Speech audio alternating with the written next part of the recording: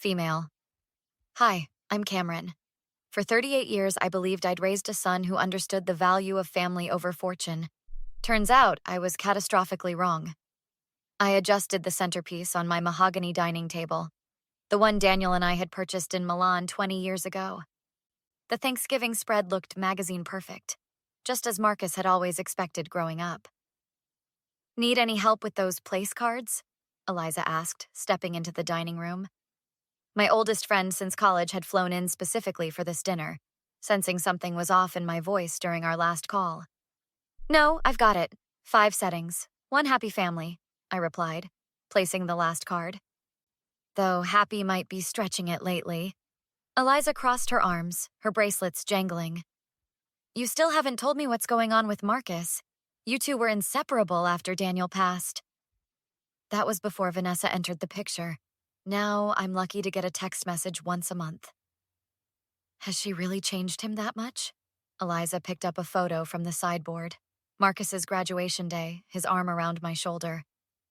You'll see for yourself. Since the wedding, it's like talking to a stranger. A stranger who seems increasingly interested in his inheritance and increasingly disinterested in his mother. The doorbell rang, interrupting our conversation. Richard arrived first, my late husband's attorney and family friend for decades. Cameron, radiant as always, he said, handing me a bottle of wine. How are you holding up? Ask me after dinner, I whispered. I have a feeling this won't be the peaceful Thanksgiving I advertised. Richard lowered his voice. I brought those papers you requested. They're in my briefcase if you need them. Let's hope I don't, I replied. 20 minutes later, Marcus and Vanessa arrived. My son, tall like his father but with my eyes, barely made eye contact during his half-hearted hug.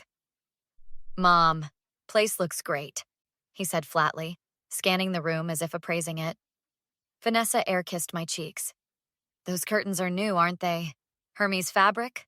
Must have cost a fortune. They were a gift from an interior designer friend, I explained, leading them to the living room where drinks awaited. Throughout appetizers, the conversation remained superficial. Marcus checked his watch repeatedly while Vanessa peppered Richard with questions about estate law, out of curiosity. It wasn't until we were halfway through the main course that everything imploded. So, Marcus, Eliza said, Cameron tells me you're expanding your father's business into commercial real estate? Marcus shrugged. Would be easier if I had access to more capital. You know your father's wishes, I replied evenly. The trust distributions are scheduled exactly as he planned. Plans change, Mom. Marcus set down his fork with a clatter. Dad's been gone 3 years. The market's different now. What Marcus means, Vanessa interjected, swirling her wine, is that it's frustrating to wait for quarterly distributions when opportunities need immediate action? Richard cleared his throat. Daniel's estate plan was quite specific. Oh, let's just say it, Marcus interrupted, his voice rising. My mother controls everything because Dad didn't trust me to manage my own inheritance. That's not true, I said. The structure protects the legacy your father built. No, it protects your control, Marcus snapped. I'm 35 years old, running the company, but I have to ask permission like a child whenever I need capital. Vanessa placed her hand on his arm. Marcus, remember what we discussed? He nodded, took a deep breath, and looked directly at me. I've made a decision, Mom. I'm done with this arrangement. I'm done with the strings attached. In fact, I'm done with this entire relationship. The table fell silent. Eliza's fork froze midway to her mouth. What exactly are you saying? I asked quietly. I'm saying I don't want to be your son anymore. Not if it means being controlled by you and Dad's outdated trust. Consider me disowned. Or rather, I'm disowning you. The silence that followed Marcus's declaration hung over the table like a shroud. Richard was the first to speak. Marcus, do you understand what you're saying? Your mother has only followed your father's wishes regarding the estate. This isn't about the money, Marcus replied unconvincingly. Really? Eliza challenged. Because it sounds exactly like it's about the money. Vanessa straightened in her chair. It's about respect. Marcus deserves to control what's rightfully his. I found my voice, surprisingly steady. Marcus, please, this isn't you talking. Actually, Mom, this is the real me. The me who's tired of living under your thumb. He stood abruptly. We're leaving. Don't call me. My lawyers will be in touch. After they stormed out, I collapsed into my chair, hands shaking. I'll get you something stronger than wine, Richard said, heading to the bar cart. Eliza moved beside me. Cameron, what just happened? What happened is Vanessa showed her true colors, I said. And Marcus showed his. The following week, I met with Richard at his office. The wall of windows overlooked the city where Daniel had built his real estate empire. The good news, Richard said, is that Marcus can't disown you from a legal perspective.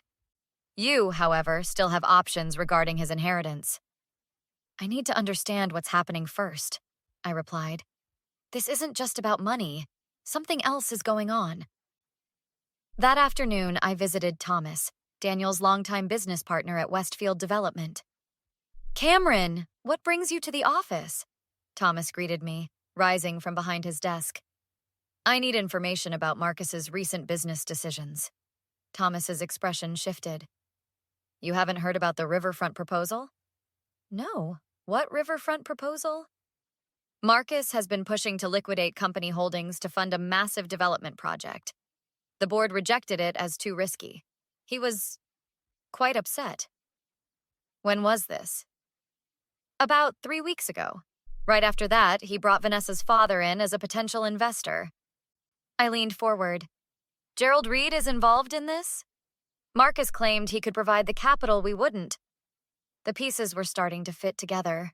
Later that day, I met Sandra, Marcus's assistant since he joined the company. Mrs. Westfield, she said nervously when I appeared at her desk. Marcus isn't in today.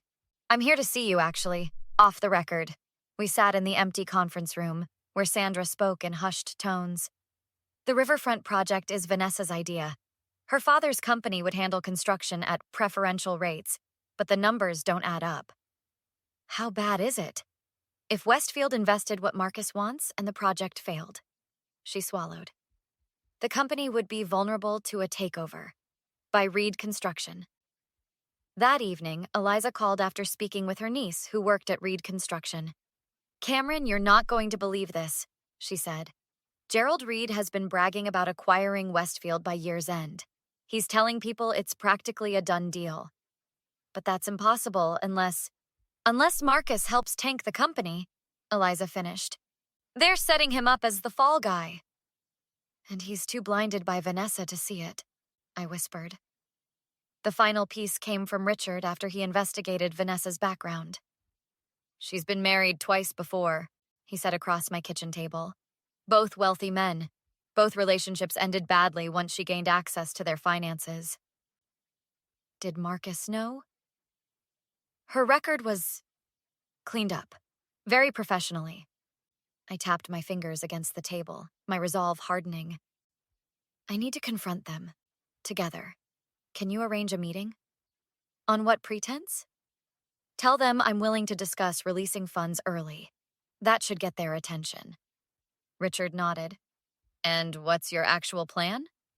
I reached for the folder he'd brought to Thanksgiving dinner. To save my son from himself, whether he wants it or not. The conference room at Richard's law firm felt like neutral territory for the confrontation I'd been preparing for. I arrived early, arranging documents on the polished table. Richard entered, closing the door behind him. They're here. Are you sure about this approach? Absolutely. Some lessons need to be painfully clear. Marcus and Vanessa entered, followed by a man I didn't recognize. Mom, Marcus nodded curtly. This is Stanley Griffith, our attorney. Interesting choice, Richard commented. Mr. Griffith typically specializes in corporate takeovers, not family estate matters. Vanessa smiled thinly.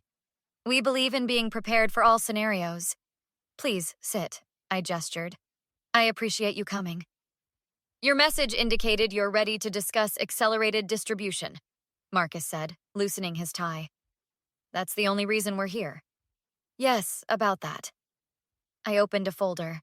Before we discuss distribution, I thought we should review some recent business decisions. Marcus frowned. My business decisions aren't relevant to the trust.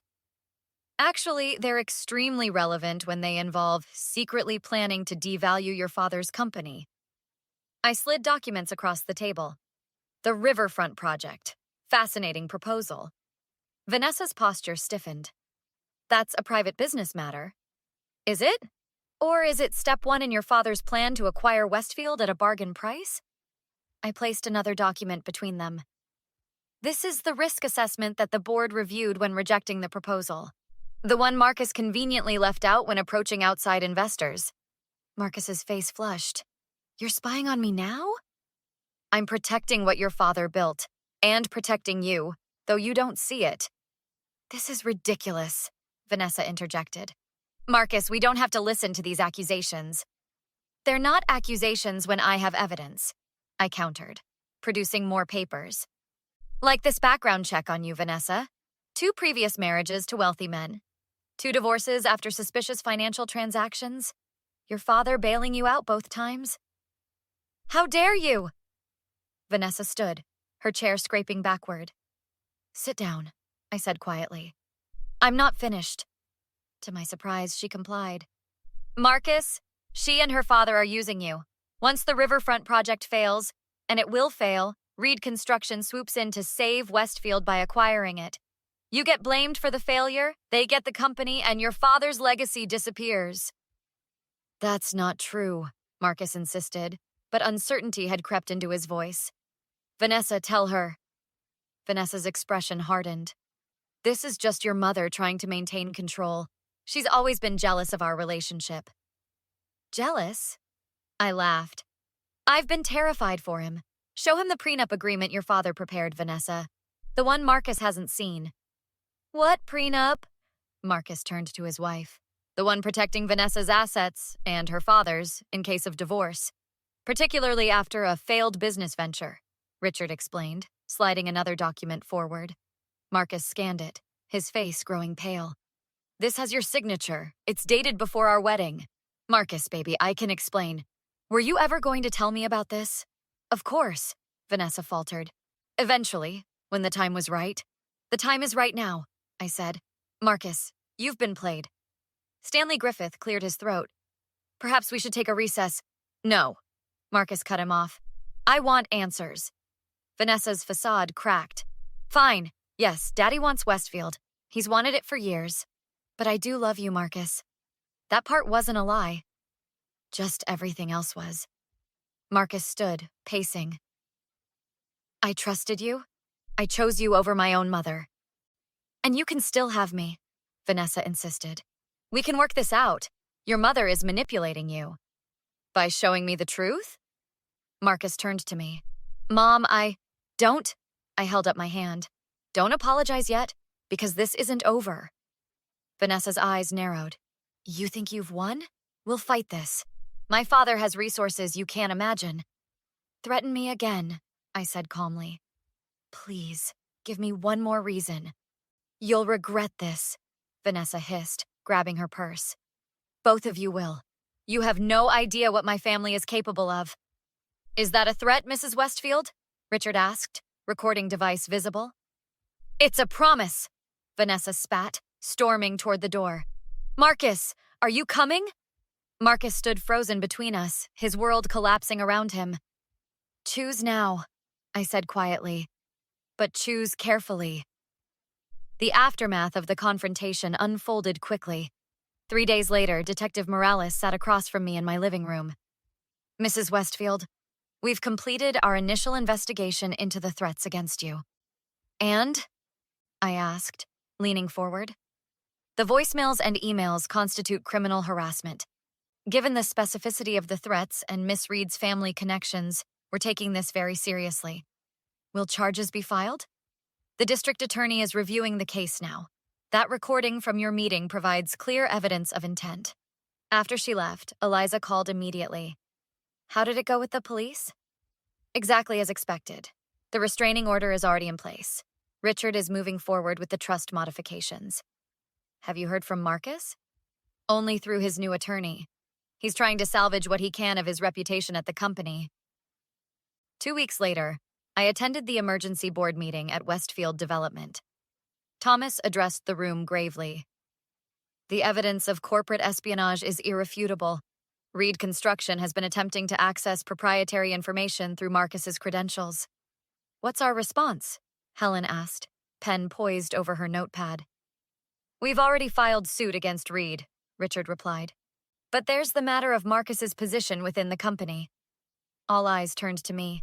As trustee, I recommend Marcus be placed on administrative leave pending investigation, I said, and that all projects connected to Reed Construction be terminated immediately. The vote was unanimous.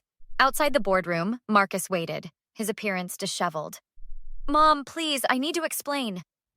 The time for explanations has passed. The police have interviewed Vanessa's previous husbands. The pattern is quite clear.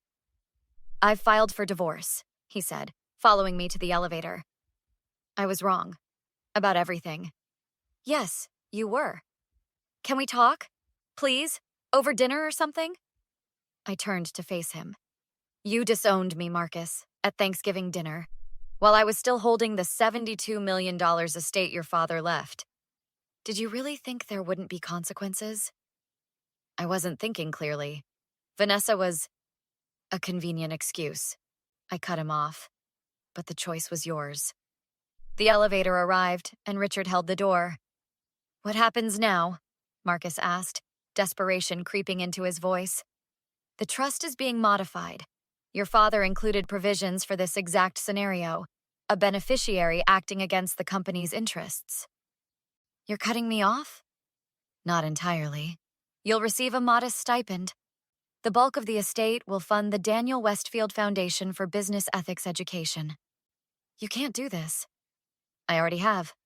The paperwork was finalized this morning. 3 months later, Eliza and I reviewed applications for the Foundation's first scholarship recipients in my garden. Gerald Reed's company is facing federal investigation, she said. The corporate espionage charges opened a much bigger can of worms. And Vanessa? Moved back in with Daddy. The divorce settlement was not in her favor. My phone buzzed with a text from Marcus. Can we meet? Please. I miss you. Still not speaking to him? Eliza asked. He made his choice at Thanksgiving. I made mine after. He seems genuinely remorseful. Remorse doesn't rebuild trust, I replied. Some betrayals can't be undone with apologies. Richard joined us with a folder. The Foundation launch is set for next month. Press is confirmed. And Marcus? Eliza asked. Was not invited, I answered firmly. Are you sure that's what you want, Cameron? Richard asked gently. I looked across my garden, at the rose bushes Daniel and I had planted when Marcus was born. The son I raised would never have disowned his mother for money. That person is gone. I closed the scholarship folder. Besides, this outcome is far more productive than forgiveness would have been. And Marcus? Eliza pressed. We'll learn that actions have consequences.